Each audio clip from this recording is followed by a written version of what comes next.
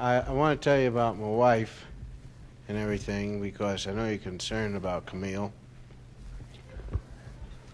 Camille is irped again. My wife's Catholic, that's why she's irped again.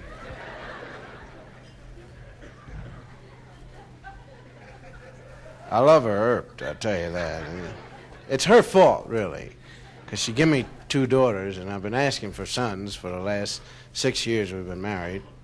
She keeps bringing out these girls.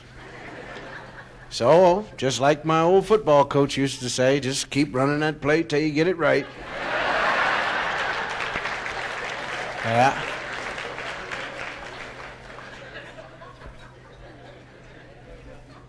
And she's going to keep on going. I don't care if we have 9 boys in a row, you know. Don't care. 9 boys. I'd love to have 9 boys. They wouldn't play baseball, though, because that's not a... It's a slow sport, you know. You get out there and you look at the pitcher. He looks at the catcher. And the catcher looks at the pitcher. And the guys... It's so boring that the infield's got to keep talking to themselves. Come on, kid, fire rock, boy, fire, kid. Come on, boy, here you go, kid, baby. Oh, fire rock, kid. You don't have to... Because they would go right to sleep if they didn't say anything. It was just... And, well, my kids are going to play football. But I think that football is a dumb sport. But they're not going to play golf. I don't want them to play golf because I think that golf is silly. I mean, to get up early in the morning and hit a ball and walk after it. Even baseball's not that dumb. If you hit the ball, there's a guy to go chase it for you, you know. And they even throw it to wherever you are, you know. And they try to give it to you, you know, but you really don't want it after you hit it, you know. That's baseball for you. You hit the ball and then you don't want anybody to touch it. Don't touch me, I just hit the ball. But golf, you know, guys get up 4:30 in the morning. Can you believe that? And it costs, your whole outfit can cost you $1,700 for the tasseled shoes, brown and white, you know, little tassel-y things. And you get green pants and orange alpaca and a cap. You know, you look like a golfer, but you're really a duffer, you know, you're out there. And I'm telling you, I played golf once, one morning with Sammy Davis Jr., because he's a star. It's the only reason why I got up. And he's only this tall, you know, Sam, in real life. And I went out there early in the morning, about 6 o'clock, and hit the ball, and it went in the street. And I went over and got it and got in my car and went home. But you know what's dumber than playing golf? Sit down sometimes and watch it on television. That is really dumb, man. I'm telling you. Basically, there's a guy. Here is Irving Johnson. He has got a birdie par bird on 1-5 par bird. And he may be able to make this birdie par. Don't you think so, Frank? Oh, yes, I think he's got a wonderful chance of making it. And it certainly is thrilling here today to watch this wonderful old master at his best here. Yes, well, he has a birdie par bird par. And he's reaching for his iron. This would probably be a wedge shot over through the cliffs and through the doves where to grandmother's house we go, don't you think? Oh, yes, he's certainly looking wonderful there. Now, if you think that was exciting, then the guy hits the ball, whack, and the camera pans, you get a half hour of sky. Half hour of white sky, man. I paid $1,200 for a television set. There's a half hour of white sky. I got my face in the screen, and my wife said, "What are you looking at?" I said, "I'm looking for a white ball in the white sky on my $1,700 television set." Then they pan to the grass, and there's a guy putting the ball down. Really weird. Now, football is dumb because no man really enjoys running the ball and getting his leg ripped off. So why do men play it? You know, there can't be any man out there in that audience, no rational man would say, "I just love running out there getting my nose busted. I love my leg on backwards." Nobody can say that, man. You know, I played for Temple University. We lost 27 games in a row. And I never enjoyed it. I never enjoyed the sport. I kept playing it because I was hoping one day somebody crazy would say, "We want you to play pro ball." And even after I got a little older, I figured, no, I'm not playing no pro ball. I wouldn't take $13,000 a year to let Jim Brown run over me every other Sunday. No, no, no. I may be poor, but I ain't crazy. We lost 27 games in a row, man. And I never touched the ball, so you can't blame me. I was the fullback, and I always blocked. That's all I did. Every play, I blocked. And I'm telling you, man, sometimes I did knock the guy over. Sometimes I didn't even touch him. I had a choice whether I wanted to touch him or not, you know. And some guys, I just felt it would be best if I just kept away from them. And the ball carrier understood. He understood. And he always forgave me. And I went to see him in the hospital, you know. Cos, he was big, wasn't he, Cos? I said, yes, he was, you know. But I tried to tell him not to hurt you as I was talking to him, you know. But, you know, even when I played for Temple, we just had bad luck. Every down was always 3rd and 47. I mean, even if we just received a punt, it was 3rd and 47. Nobody could figure it out, always, and on our own 5-yard line. 3rd and 47 on our own 5. And the poor quarterback got tackled by his own lineman more than any guy. Linemen were really hostile. My own linemen were hostile towards our own quarterback.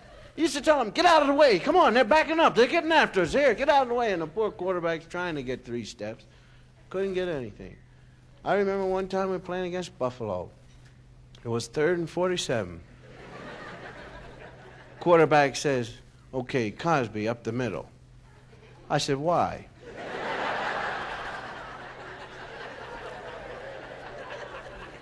That's a good question, man. They never given me the ball before.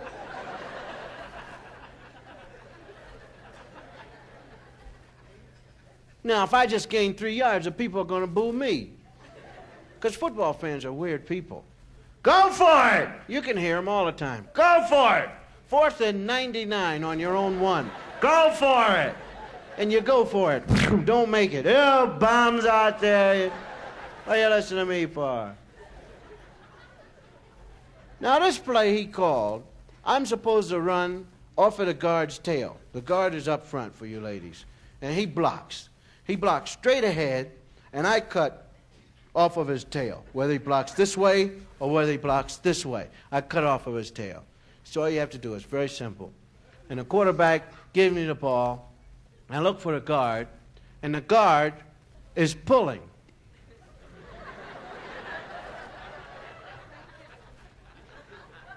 And that didn't excite me. I figured he didn't know what play it was, you know. So I'm yelling at him, come back, you're going the wrong way. Then I looked to see why it pulled. And there it was. 6'9", 482 pounds. With no clothes on. Just a helmet and his name, David, written across. Little David.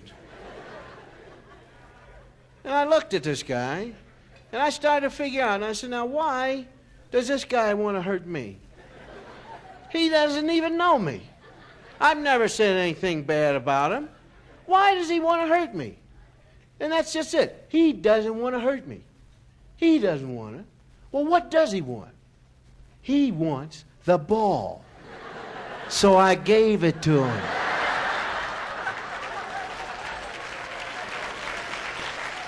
You should have seen the change that came over that guy after he was so nice, man. He shook hands with me while our guys were trying to tackle him and everything.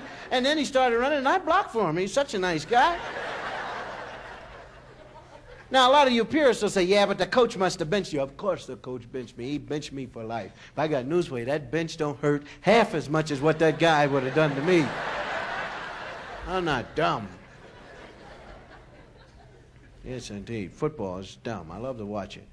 And it'll probably be the reason why a lot of husbands will go to you-know-where. Because you guys will stop going to church. I'm blaming, if they ever say to me, if I go to see the Lord or whoever's in charge before you get in, you know, and he says to me, he says, how come you didn't go to church? I said, blame the television. Because the games are on at 11, church starts at 11, and I can't make it. I want to tell you something about the Lord. God. I think that we use the Lord's name in vain. You know, I think that God is really, he can hear everything and he can see everything. And I think he's just busy, you know, working on problems. He's working on racial problem, Vietnam. He's working on them. Now we keep bothering him for no reason. We keep calling his name for no reason, and he can hear us, and it distracts him. I mean, for instance, now, he's working on Vietnam and the racial problem, trying to solve them without having them look like a miracle, you know? And he's doing that, you know. And all of a sudden, you see a friend of yours, you say, oh, my God, there's Hilda. He said, what? Who called? Who wanted me? Now, you see, you got to stop bugging him. You guys out there playing blackjack. Oh, God, if I can have a 7, I won't bust out. No, that doesn't, you know, leave him alone. I hear you out there at the crap table. Oh, God, let me have an 11. I got a $1 bet on it, you know. Leave him alone. Now, I got a friend of mine. His name is Rudy. He ain't doing nothing. We could call him all day, man. Wouldn't be bugging nobody. You know, come on, Rudy, give me a hard 6, you know. He'll do just about the same thing for you. Give it to him. Let him have it. You know, really. And just think, it would make cursing, you know, you could just curse and you wouldn't bother anybody. Get your Rudy dammit foot off me. How in Rudy's name can you say a thing like that? So he hit my Rudy dammit car, you know. That's beautiful. That way you don't bother the Lord. He can just work, you know. Because, like, as far as religion is concerned, I'm Methodist, which is very close to Baptist and everything. They're all in the same family, you know. My grandfather's a Methodist minister. He was before he died and everything. And my mother had me christened, and water, sprinkled water, you know. Think you are now flanged. You know, put the, you know, water is really cute. You know, you can just link, and the guy says, oh, you know, you just walk out so pure and everything, you know. And I'm not an atheist. I'm not an agnostic. I believe that there is a God, man. You ain't about to catch me saying there's no God nowhere. No, indeed. Not with the ground shaking as much as it's doing now. No, because when he shows, I'm going to say, yeah, I told him guys, man. I told them guys you was coming, man. I knew all the time you was up right now. A lot of you atheists are going to cop out. You watch. Oh, I was just fooling, Lord. I just, you know, you know, and he's going to stand up and he's going to be saying, yeah, what else you got? What else? Oh, well, I was just out there, you know. Yeah, You guys are going to get it, man. You better cut that out. Call on him when you're playing poker, but you won't bother him on Sunday morning. Anyway, my friend Rudy, don't forget that. He's really a groovy guy. My wife is Catholic. I'm Methodist, which made a mixed marriage. That's what the priest told me. I said, my wife's colored. He said, it's still a mixed marriage. I don't care what you say. Thank you and good night. Take care of yourself.